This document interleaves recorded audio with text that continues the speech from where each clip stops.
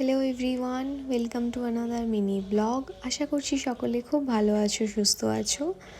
সরস্বতী পুজোর দিন বিকেলবেলায় আমরা বেরিয়ে পড়েছিলাম ঘুরতে।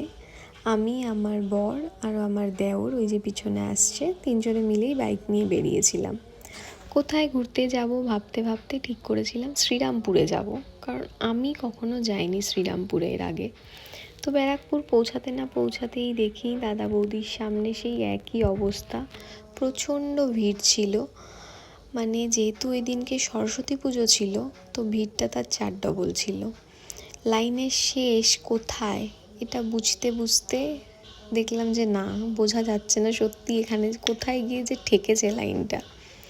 তো এই ভিড় দেখতে দেখতে আমরা ব্যারাকপুর ঘাটের দিকে এগিয়ে গেলাম, কারণ ঘাট পেরিয়ে ওই পারে যেতে হবে আমাদের। ওই পারটাই ছিল শ্রীরামপুর।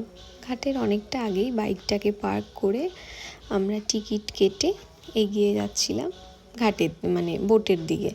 তো টিকিট 10 টাকা বা 20 টাকা করে নিয়েছিল প্রত্যেকের। তা ওই সময় যেই বোটে উঠলাম, উঠে দেখি সূর্য তখন প্রায় অস্ত যাওয়ার মুখে, চারপাশটা প্রচণ্ড সুন্দর হয়ে গিয়েছিল। আর ঘাট থেকে 5-7 মিনিট লাগে হলো এই শ্রীরামপুর রাজবাড়িটা খুবই সুন্দর ছিল। বাইরেটা যেমনি সুন্দর, ভেতরটা তেমনিই সুন্দর। তো এই রাজবাড়িটাই আরও সুন্দর হয়ে যায়, বা এই সৌন্দর্যটা আরও বেড়ে যায় হয়তো দুর্গাপুজোর সময়।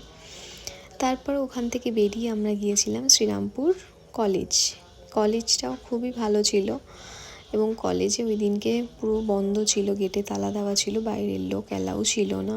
এবং কলেজের সামনে এই কাকু পাপড়ি চাট, ঝালমুড়ি এইসব বেচেন। তো সবাই বলল যে খুবই ভালো খেতে ওনার পাপড়ি চাটটা।